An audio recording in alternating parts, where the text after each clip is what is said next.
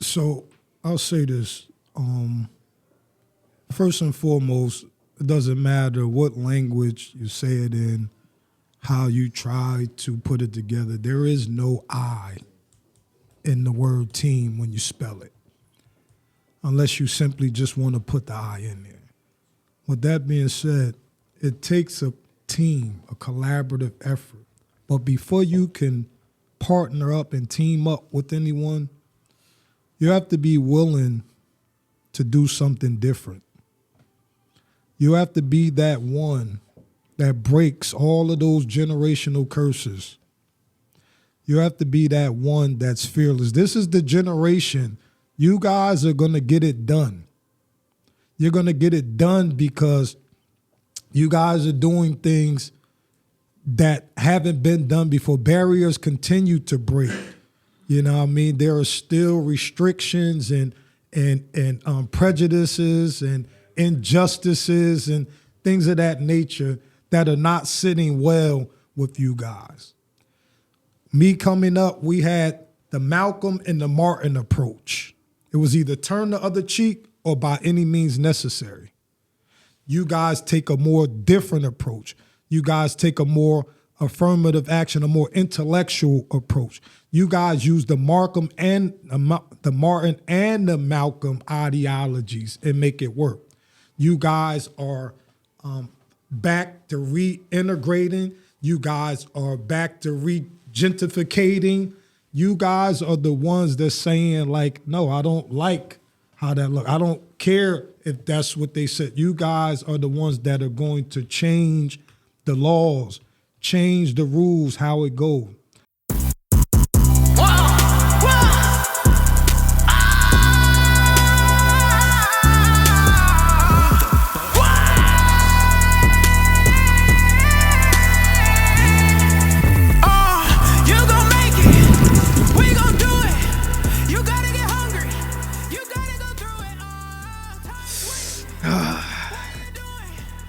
Yo, the Doski. Hey, bro, we live today. We live. I got the illustrious J.M. Benjamin in the studio today. Man, thank you for coming out here, for real. Appreciate you having me. I'm telling you, bro, like, you've definitely been inspiring to me. There's a lot of stuff that I want to get into, a lot of stuff that I want to talk about. You know what I'm saying? And it's, like I said, man, it's just been a blessing to work with you in all ways, shapes, and forms. Appreciate that. Gratitude. For real. So I mean, you know, first I want to bring my audience to get to know something beyond, the mystique of J.M. Benjamin. You know what I'm saying? I want people to know the real you, the real story. This is where we break it down right here, family. So let's take a moment and deep dive into who is J.M. Benjamin. Are you cool with that? No doubt, indeed. All right, bet. So I'm gonna start off with my first question. What were your hardships in early childhood? You know, early childhood. You know, I'm talking about gutter baby. You feel me? What was J.M. Benjamin going through? All right. So I'm from the East Coast. I grew up in the New York, New Jersey area. From Jersey.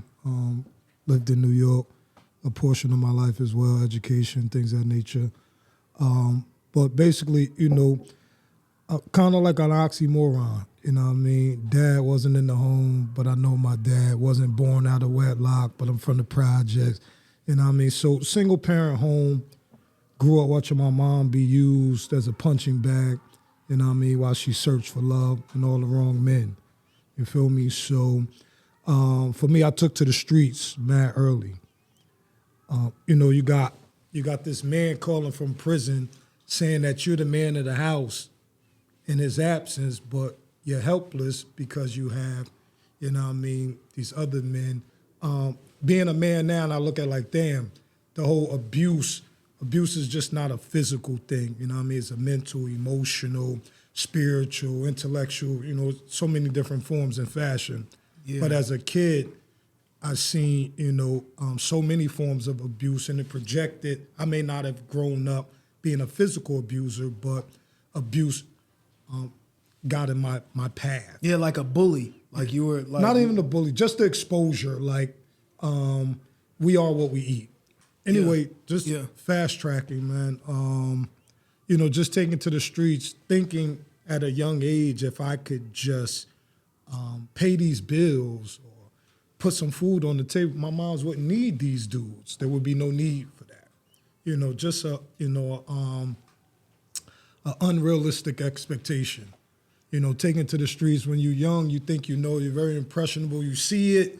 You know, it's one thing to be on the outside, you know, watching the main fight. Is another thing to be in the ring fighting. Yeah. So for me, it was like looking out this housing project window, seeing all of the things that us as black, brown, whatever boys see in the communities in the neighborhood. So I seen the cars, the jewelry, the clothes, the women. Yeah. Then I see a dude disappear, and he come back 6 months, a year, 2, 3, 5, 7, 10 years later.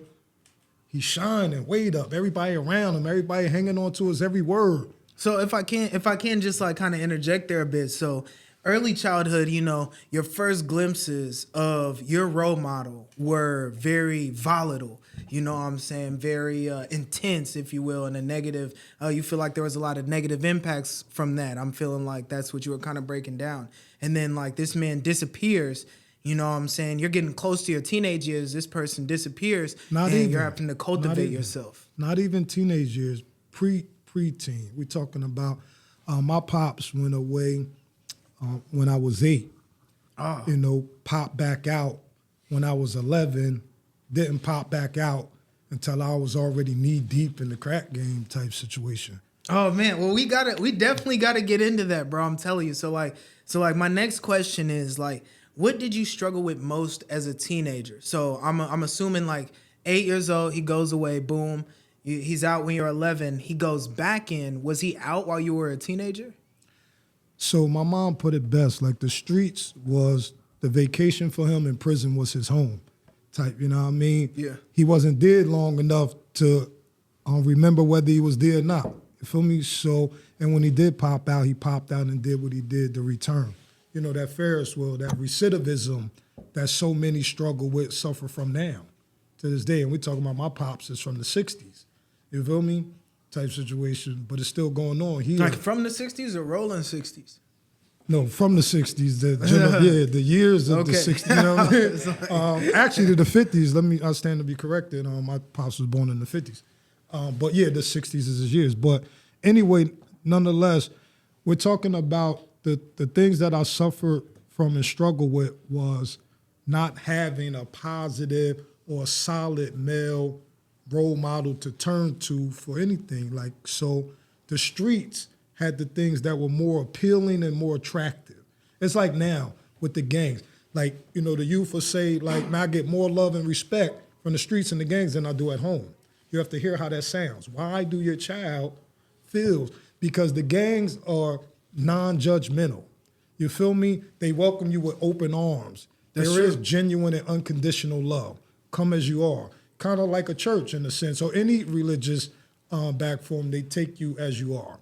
Depending on the situation, that's one thing that I always like to, one thing that I've always personally felt in my walk is that, being in certain places, then the lack of acceptance, can eviscerate you really before you get started. Indeed.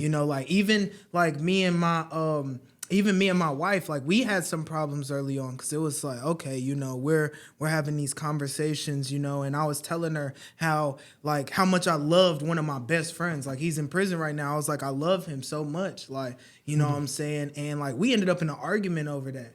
Just because, no Diddy, bro. Like I was not being like, you feel me, zesty about it or nothing. If I you've was just talking never about how touched much I that, love my homie for real. But if you've never because- been behind the wall, then you won't be able to understand that. It's just like if you've never been in the streets, you won't understand the bond. If you've never lived in a housing project, there's certain things that are identifications. Yeah. You know what I mean? That And that's people the won't thing. understand unless they experience them. Because the good, bad, and the themselves. ugly, it's like when you in any sort of like incarceration, you know what I'm saying, like for longevity, then it's like you go meet somebody who either did worse, did more time, and that's where that really being incarcerated changed my mind because that was the first time I saw like out of this, there's like this whole world that's inside of this steel and concrete. And outside of that world, everybody's like, everybody in this world is evil. And you're seeing these people laugh. You're seeing these people joke. You're seeing these people share meals and bless each other. You feel me? It was like these people from incarceration, you got to touch on the fact that incarceration is not just a physical state. See, you have to be able to break away. Incarceration is a mental state, a spiritual state, a financial state. Incarceration is a state of mind. So it's whenever you be able to break. People are walking past this window, walk past us every day that are mentally, emotionally incarcerated. And until they figure out how to free themselves, they remain in prison. So that's not a physical state. It just so happened that it was a double or triple or quadruple entendre for you. You were physically incarcerated. You were spiritually incarcerated. Just think, when you're running the street, you can't worship. There's only one. You can't worship more than one. So we were worshiping a false god, a false deity. That was an incarceration. You feel me? Yeah. We were enslaved to that dollar. It drove us to a physical incarceration. Now we go in there, we dealing with some shit. We're dealing with our psyche. You feel me? Yeah. So now we have a psychological incarceration. Then that mental incarceration, we're isolated from the world. We're isolated from the way we operate on a day-to-day basis. That's why we have suicide, we have mental health. All these things here are, are vices or are things that are branches from of an incarceration. So we've been blessed to break free of many incarcerations. Amen. Amen. I believe it. You feel me? Speaking as a 4-time felon, I definitely know. How dark it can get. There's a lot of things, that I feel like every person who's been caught for multiple charges, they always have that tale. I'm saying? Like there's plenty that I didn't get caught for, and that would have been it. I'm saying? It would have been a wrap. There would have been no JRAEL. There would have been no podcast. You feel me? Wherever so it's like, we went, that's a blessing. That's a blessing to even be here to be able to tell the story of the journey. Definitely. So to move more into your story, though, so, moving past the teenage years, you kind of started breaking down a little bit of what that was.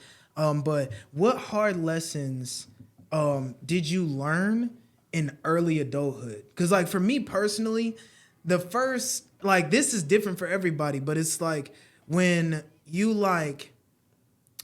there's this break. You're, between 17 and I'd say about 19. Depending on how you grow up. I will say it all depends on how you grow up.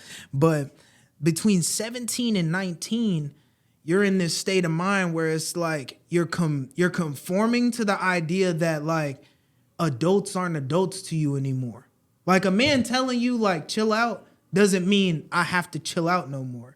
You feel me? It doesn't mean you spend so much time around your mom or your father, grandparents, and they're when they say something, then that means oh, the adults are talking, I gotta listen, or I should respect that. Or some people grow up in a way that it's all authoritarian figures. I don't really rock with that.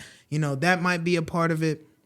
But literally, how was that for you, in that early adulthood years? What were the trials and tribulations that you went through? Well, yeah, again, when you say 17, 19, at that age, you're already a veteran in the streets. Coming from how I grew up. I took to the street, here it is. At 11, I'm playing with toys. 12, I'm playing with straps. You feel me? I'm buying penny candy and all of that at 11. I'm buying narcotics and selling that at 12. So I say that to say because by the age of 15, I was charged as an adult for drug trafficking from New York all the way to North Carolina. I go into a facility that had let's digress. So when you hear things like the concrete jungle and things of that nature, no, I've really come from that. Imagine you come out and you may be this innocent kid on your way to school, but those sneakers or that jacket is still fashionable. It still sells for the person with the addiction. You feel me? It still sells to that person, who will do anything that will take a life for that temporary high. So when you talk about education, because that's what the streets does, it's going to educate you. You're either going to pass or fail on to the next level, the next stage. Just same in school. They hold you back. So I was thrown out there. and it's a sink or swim. You either have to learn from it, adapt to it, you know what I mean? You have to latch on to something or someone. So when you coming out, you just want to, all you can do is walk out the door and hope that you make it back in through the door safely. And whatever that entails, from out the door to school and back. It's just like being in a jungle, you know what I mean? Like you're exposed to everything. So that means like, but so in your in your teenage years to your early adulthood years, you were really like already living like independent, like and having independent thoughts, having independent, decision making. And that's you know what I'm saying? Yeah, when you said 17 to 19, that's where I was going with it. Once you're in a position to fend for yourself, you feeding yourself, clothing yourself, you know what I mean, making moves on your own, nobody can tell you anything. For those who don't know, Rise and Royalty Podcast is powered by Numbers Media Group. If you have a podcasting idea or you just want to network, you want to lock in with us, go ahead and reach out to us using our contact information in the description below. This is where the gray area, there is no one that jumps in and say, hey, this is not how life is. It's not how it goes. You still have to obey, respect, listen to your mind. See, I came from that. There was a balance. But the one thing we don't know, because here it is, I'm playing this good school kid, mama's boy, going to church and things of that nature, you know what I mean, for the public's eye. But once I'm outside that door, I'm a whole different, you know what I mean? That's real. I done been there before, you know what I'm saying? And it's like, to me, it only lasts so long. Like it only lasts so long, usually until, something traumatic will happen. And when that one traumatic thing will happen, for all those who haven't experienced it, for all those young people that, unfortunately have gone through those struggles and trials and tribulations, like there will come that one thing that happens. And then after that happens, you can't deny what you've become anymore. You can't deny. The one thing that happens is the addiction of the ambience of the lifestyle. See, for me, I didn't grow up drinking or using drugs. That wasn't my drug of choice. My drug of choice was criminality. Same. You feel me? That's real. So I speak to those. I speak to the hustlers, the ballers. Like, you feel me? Yeah. My entire resume is hustle. Raking leaves, packing bags, shoveling snow, collecting cans, scrapping, drugs, books, movies, speaking.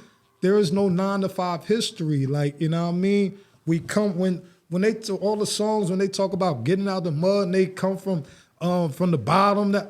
There's a and bro. I gotta break it down for those who don't know, bro. This is real talk. Like this man moved here. This man moved here. I ain't seen him work no 9-to-5. This man has had every single hustle you could think of, bro. From remodeling, bro, to selling hoodies, bro. Like I'm telling you, like I've never seen this man hustle is just in his blood. Is who he is. You know what I'm saying? And that's something else that I've revered about you for real, because it's like seeing somebody like. Literally, that's what Andrew Tate talks about so much. He talks about breaking out of the matrix and living outside of the matrix and what the matrix is and what 9-to-5 is, And it's like you've literally, like your whole life, you've been that. Like your whole life, you haven't like it doesn't even make sense to do anything but, a hustle, And me personally, it's dope to have gotten to have you on this podcast because that's how I am in the aspect of, I remember when I went to juvenile and I feel like almost like stupid now to have said it, but I remember they were like, who do you want to be when you grow up? And I was like, I want to be El Chapo. You feel me? And they were like, there's this dude, Alonzo Bailey, for those who know, for those who don't know, he was a boxer. He came and talked to us about his life and told us his story. And when I said that, that kind of threw everybody off. And then because, me, I'm a nice guy, I'm not super, I don't try to act super volatile, I don't show the demons in my life a lot of times, I just keep it smiling, I keep it pushing. But it's the reality is that's what I was addicted to. Was the criminality. For me, I didn't even know what was happening. It just happened. After I became that dude who always had that on me, you feel me, whatever it may be, in the League of Villains, you know what I'm saying? I was just that dude who one day a dude came up to me And I swear to God, this is how it happened. Dude comes up to me, hey, bro, I know somebody owes you some money. And I was like, yeah, he does. I was like, you feel me? I know I'm gonna have to handle that. And he was like, nah. He's like, I tell you what. He said, me and my boys is gonna handle it. He said, and we your boys now. No doubt. I was like, what? I was like, I'm like that now? I was like, what? Well, I can tell you. Like, I can tell you when the addiction kicks in. Yeah. And we lose sight of it. It kicks in when we forget why we got in the game in the first place. We always say, man, I'm getting in the game to get my family out of the project. I'll make the. Nobody never does what they say the reason why they got in the game.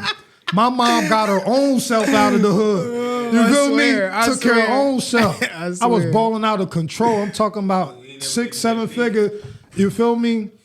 And I didn't put my moms in no mansion. My moms didn't have servants and all that. But I made that type of money and I squandered it frivolously. And you know where that came from? That came from not having that male, that absolutely no one feeding us the information. No one teaching us. For real. No one teaching us how to fish. Yeah. Us learning how to fish on our own. You know, I use that metaphor all the time. Yeah. You feel me? Our mothers keep the titties in our mouths too long. Some of these men still got their mothers' titties in their mouths. That's real. And We that's live the in the thing, most I will emotional say- and tender generation in existence when it come to men. Yeah, I will say, like, that's definitely something profound. I mean, even me, having a son, and my son, he has an older brother, and his older brother is by another man that, was with my BM. And I remember one time he said to me, he said, man, you being a little hard on him. I said, no, your mom's too soft on you. Facts. I was like, bro, when I say come here, that's a one-time thing. No doubt. Like every single time. I don't care if it's 1,000,000 times in a day, and 1,000,000 times in a day you want to decide you're going to do the opposite. Every single time there will be a consequence. And it's like, that's how I run my household. I don't tolerate Absolutely. disrespect. And it's crazy that he said that, because literally just a week later, my son was going to walk into the street. My car was sitting in front of me, and there was a truck coming. And that truck would have smashed my son. But he knows when he hears his name, stop. I said his name. But when he hear you say his and name. immediately he turned around. No, And I I did. remember just sitting there like, man, so I'm too hard on him? He was about to die. So am I too hard on him? Because I really thought about that for a minute. Like, man, maybe I am. Like, because I make him listen to me. Like, there is not an option. Like, you don't get the option to choose, No doubt, whether or not you want to, like, if I call your name, you better at least look in my direction, like doubt. something, you know No what doubt, I'm saying? no doubt. Like, but his mom will call his name 10, 12 times, and he grabbed the phone, run around the crib. Yeah, none of that. One Yeah. time. Yeah, I got a 6-year-old, as you know. I remember he was 3 years old. I took him to the park, and it was loaded with mothers, just children and parents anyway, but predominantly mothers. Yeah. And my son was so anxious and overzealous as we were standing in line to get some ice cream. So based on his behavior, I told him, come on, you're not even getting the ice cream. The mothers act like I almost choked them to death or something. Now all the mothers coming to his aid, like, I'll get him the ice cream. No, you won't. And he's not getting any of that. And like, don't even involve yourself in my parenting. Yeah. But the mothers had such a issue with something as simple, you know what I mean, of me implementing patience and structure. Yeah. You know what I mean? A necessity in life, because life is indeed. not like that. The things that influence our generation the most now is immediate gratification. And actually, the world that we live in is still the same as the world that we've always lived in. So like, in order to get food, you have to grow it. So you have to have patience. In order to, build a business, you have to have patience. In order to reach excellence in general, you have to have patience. So it's like, if you don't teach them that, if you don't embed that, you know what I'm saying, then that's, that's going to be a problem in itself, and that's why, like, that kind of brings me to my last question, My last question is simply, what's your advice for the future generation? How do we survive? You've seen so many generations. Like, I mean, I've never even asked you how old you are. How old you? I'm a half a century. Half a century. Right. So you've done seen a lot of information. You've done seen a lot of things change. How do we survive to become a director, an actor? How do we get to the point where we can write books after coming through adversity? Like, just give your 2 cents on, overcoming adversity and how you've became the man that you are now. As my boy Ollie would say, was goody. I'm not sure if y'all tapped in yet, but this is a City Flooders hat. If you want your logo, your brand, you got a cup, you got a chain, you got a hat, you got a shirt, just go ahead and reach out to me in the comments below, or you can hit my inbox. Peace. So I'll say this.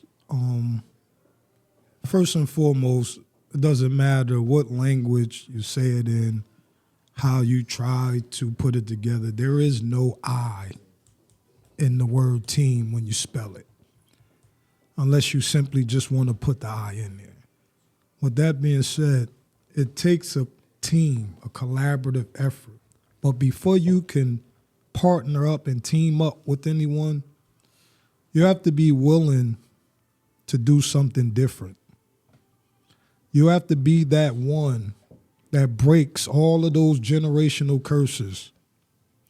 You have to be that one that's fearless. This is the generation. You guys are going to get it done. You're going to get it done because you guys are doing things that haven't been done before. Barriers continue to break. You know what I mean? There are still restrictions and prejudices and injustices and things of that nature that are not sitting well with you guys. Me coming up, we had the Malcolm and the Martin approach. It was either turn the other cheek or by any means necessary. You guys take a more different approach.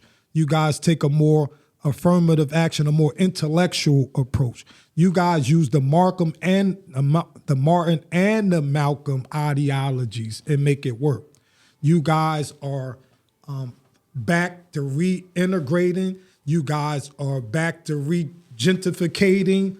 You guys are the ones that's saying, like, no, I don't like how that look. I don't care if that's what they said. You guys are the ones that are going to change the laws, change the rules, how it goes. So with that being said, you can't let anything or anybody deter you or derail you. I'm just a kid from the projects, 11th grade dropout. Now I have an associate's in film. I have over 36 books worldwide, from audiobooks, Amazon, Walmart, etc. I've spoken in schools, halfway houses, prisons, universities. I've worked with nonprofits, PBAs. I'm a kid from the projects that they said would never amount to anything, that I would either spend the rest of my life in prison or die in the streets.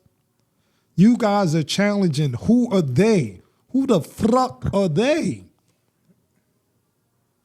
You guys are the new gatekeepers. The old gatekeepers are dinosaurs. Facts. This is why I'm a half a century and can connect with a quarter century. You guys know how to remain and stay relevant visually, strategically. Yeah. You guys are banding together better than we did because no one taught us. We were taught, man, F him. I don't trust him. I don't know him. You guys have to get out more and explore. I'm not from Indianapolis, Indiana. I just did a feature film that's about to shake the city. Imagine if you're from the city and leave the city, what type of shaking that you can do. Get together, get out and find your tribes. Plant these seeds, scour the land, plant them so that they can grow into your beanstalks. Some people planting seeds, them shits don't even bud out the soil. The time is now and y'all getting it done. Stay the course. Don't be derailed. Man, I appreciate that, bro. That was bro just preach. Bro just preach for real. You know, I appreciate that so much because, you know, my whole generation, you know, like we're against, you know, I ain't gonna lie, we're rebellious. When people was like, you know, it's not cool to be yourself, then we were like, oh no, I'm gonna just be me. Like, you done heard me. You know, you done heard my music, bro. No doubt. Like, my music does not sound like nobody else's music. No doubt. I don't care if it's not popular. Like, I don't care if nobody wants to, if nobody's like, bro, like, you know, we don't like that. You know, we like trap music. It's like, bro, like, I'm different. Like, I'm sorry. JRAEL is always going to be different. Like, you know what I'm saying? I'm about to literally, I didn't even bring this up. I'm about to start playing harmonica. I just bought a harmonica set. No doubt. And like, if I go on stage playing any instrument, my name's not JRAEL. It's arpeggio. It's arpeggio. Swear. You catch me on, I'm about to learn how to play harp. Y'all gonna see me and like they're gonna be an orchestra. You feel me? Sitting around me, and I'm gonna be there with the harp. They gonna be like, "Who's that?" Arpeggio.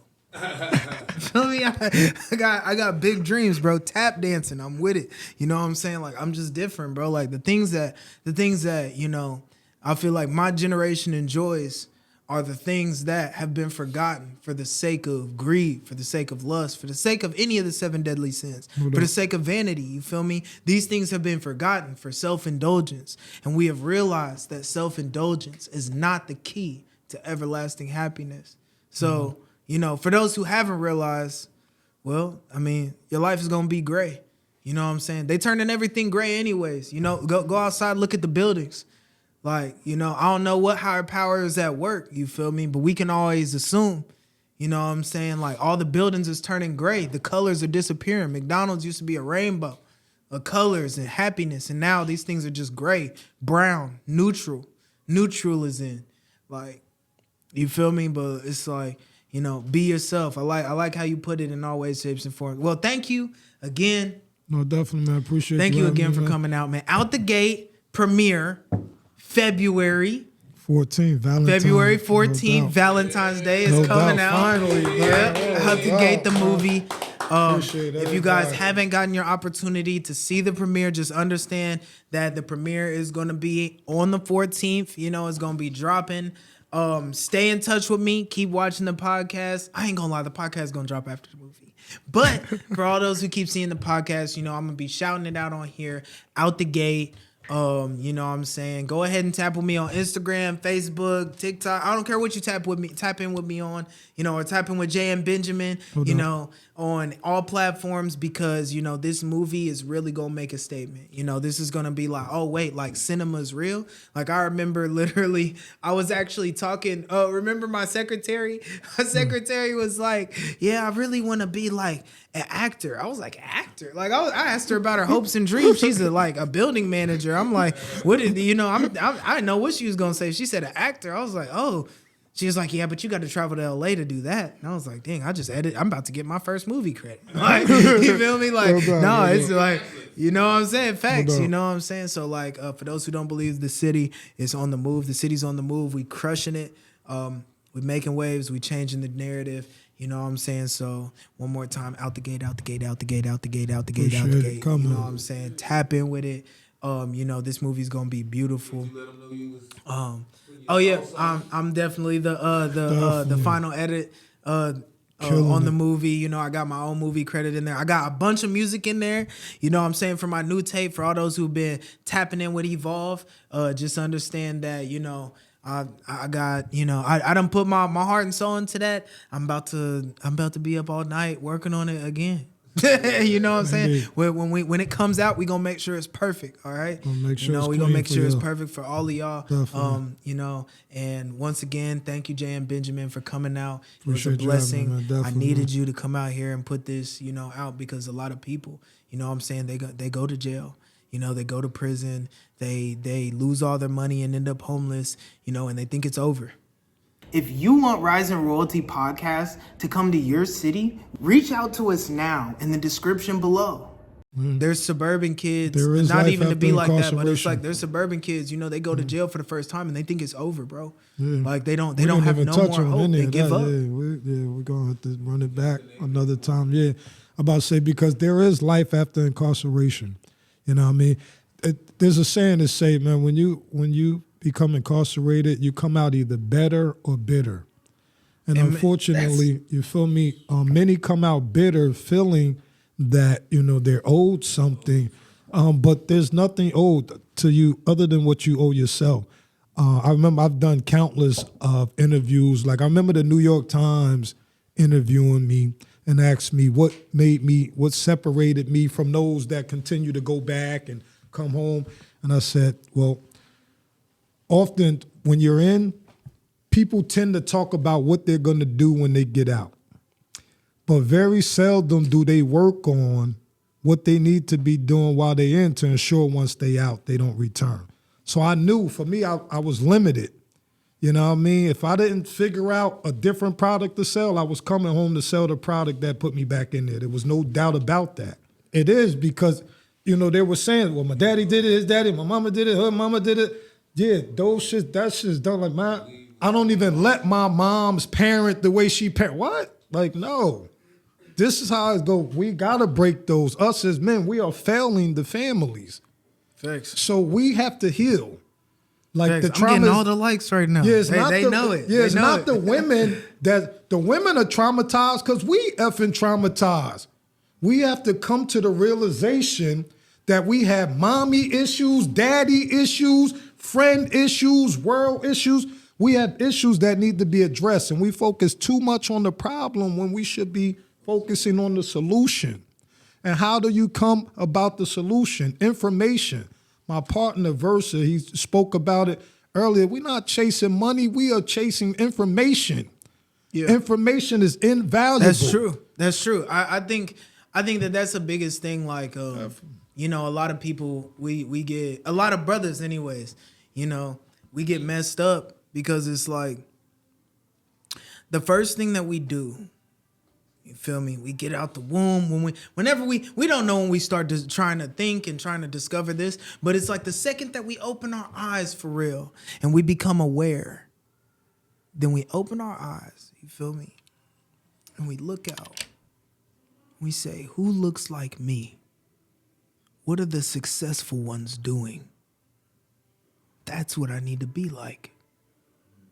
The second that we open our eyes and say, that's what success looks like, the first time, then we end up stuck there.